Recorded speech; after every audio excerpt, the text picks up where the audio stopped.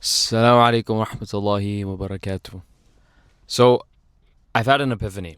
I really struggle to just do stuff, and I have gotten better. So, I'm going to break down what steps I kind of took to start doing stuff and what I mean by why is it so difficult. Let me start with that because you might be thinking, how is doing stuff difficult, right? You just do it. Well, there's a lot of factors to keep into play, right? Like, for example, one, environment. Your environment will make it very difficult for you to do stuff. One of the points I'm going to try and establish is that the earlier you figure out how to do stuff, if this is something you struggle with, which I think based on people I've been around, I've seen that people generally struggle. Try and learn how to do stuff earlier than later, right? Meaning do it when you're younger, when you're in high school, university, that kind of thing, before you have work and you have responsibilities, because those things will kind of just distract you from learning. One of the things that I did to contribute to me being able to do stuff was change my environment. One thing I struggled with was phone usage. So I went a little bit extreme, but I found this works for me. If something else works for you, then just stick with that thing. I use a screen time blocker. I have a passcode on the screen time blocker that my mom set.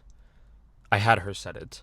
And I asked her to tie the forgot password to her Apple ID.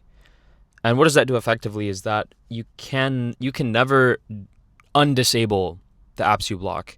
So for me, I have every streaming platform, like anything that streams media is blocked, the app version and the web version. What else do I have blocked is every social media platform except WhatsApp. The app version and the web version all blocked. I basically can't waste time. And this worked great for me because not only did I get rid of all the negative effects that like checking Instagram gives you, I don't doom scroll anymore. My screen time went down from probably like on my phone screen time from probably 8 hours to an hour and a half. And that hour and a half is just like kind of regular phone usage, messages, this, that, whatever. I found that worked great for me. So try something like that, right? That's the environment. The second thing that worked for me is this idea that I like to call the floor. What do I mean by floor? Floor is like your baseline, your foundation. What does your day look like when you've got kind of nothing else going on besides your base responsibilities and duties? If you want to establish a floor, you have to start with things throughout your day that you're going to try to stay consistent on. And the goal of the floor is for you and I to understand what are the things that I never sacrifice in my day. For example, the time you sleep, the time you wake up, your salah, those kind of things that you find important. So salah is a given, right? Like you have to do your salah. If you're not doing your salah, please do your salah. And if you're struggling, make dua. Inshallah, Allah will make it easy for you. So that's number one.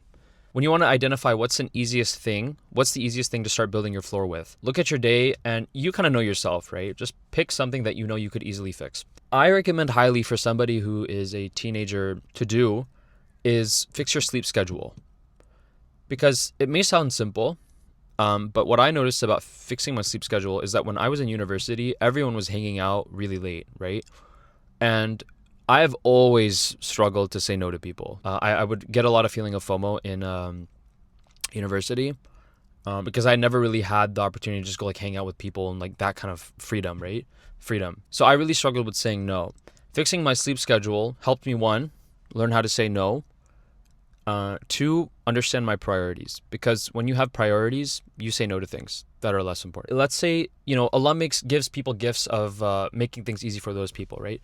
So for some people, fasting is very easy. For other people, it's very difficult. For others, tahajjud is very easy, so on and so forth. So if you're somebody who tahajjud is something Allah made very easy for you, and you're noticing that that is slipping from you, I would recommend fix your sleep schedule, right? Because now when somebody asks you at 10 p.m., oh, let's hang out for 30 minutes, it's never 30 minutes. But they say that, you're gonna say, okay, well, I could hang out for 30 minutes, but then it's gonna make me feel groggy in the morning. If I feel groggy in the morning, I'm gonna stay in bed. I'm not gonna pray the tahajjud, and this snowball is just gonna roll down the hill and get bigger and bigger.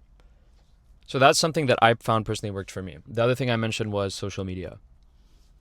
These two things, in my opinion, are the two easiest things somebody can try and change, habits that people can try and change that have a huge ROI.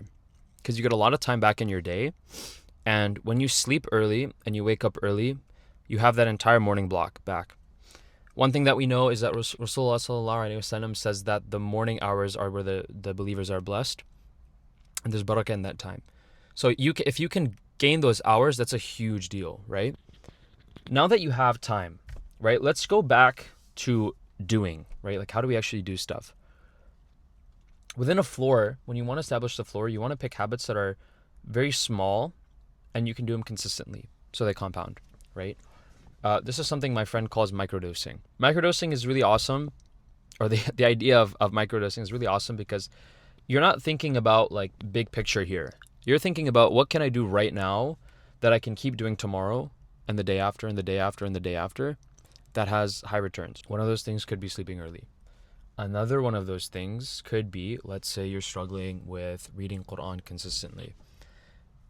Another recommendation I have is 2 rak'ah nafil before your witr, or try and revise whatever Quran you have memorized, right? If you're struggling to read Arabic, if it's something that you've kind of become out of touch with, do that right before you sleep. But don't sacrifice it, right? Do that thing all the time. Microdosing is something just like how money compounds, your micro habits, the micro doses of those habits will compound. And when you pick small things that will chip towards something you want to accomplish, that is how you do stuff. Stop thinking about like, oh, I need to go to the gym.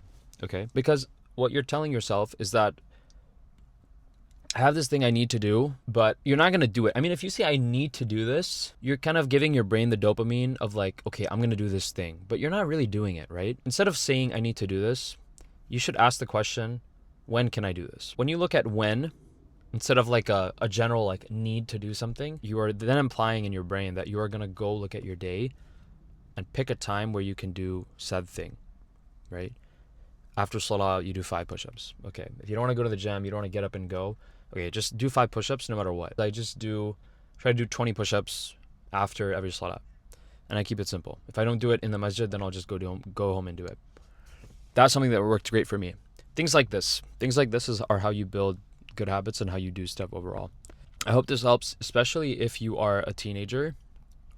Highly, highly, highly, highly, highly recommend that you do these things and you start thinking about these things, because another epiphany I had was that after you graduate, it seems like there's nothing else to do except work, sleep, work, sleep, work, sleep. When there is a lot of stuff to do.